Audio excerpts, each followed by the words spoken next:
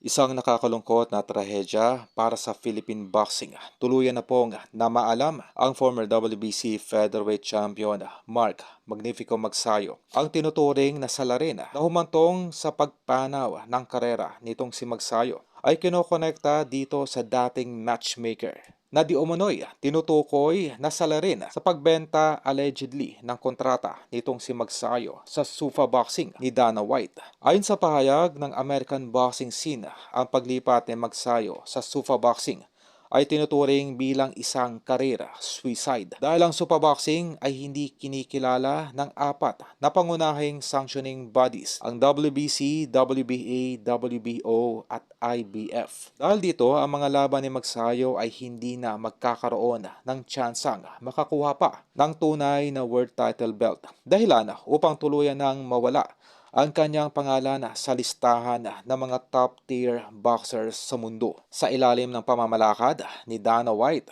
ang papel ni Magsayo ay tila nakaplano na bilang isang gatekeeper. Ayon sa pagsusuri ng The Ring, gagamitin lamang ang karanasan at pangalan ni Magsayo upang subukan at pasikatin ang mga rising stars na hawak ng Supa Boxing. Sa halip na makipagsabayan sa mga kampiyon, ang dating world champion ay mapipilitang makipagbakbakan sa mga prospect na nais lamang kumuha ng kredibilidad sa pamamagitan ng pagtalo sa isang veteranong tulad ni Magsayo. Ang ganitong setup ay nagpapatibay sa hinala na ang kanyang husay ay gagatasan na lamang para sa marketing ng bagong kumpanya ni Dana White. Itinuturing na parang kabuting sumulpot ang Supa Boxing na walang malalim na pundasyon sa tradisyonal na boxing. Kaya naman ang mga ranking dito ay walang halaga sa mata ng international boxing community.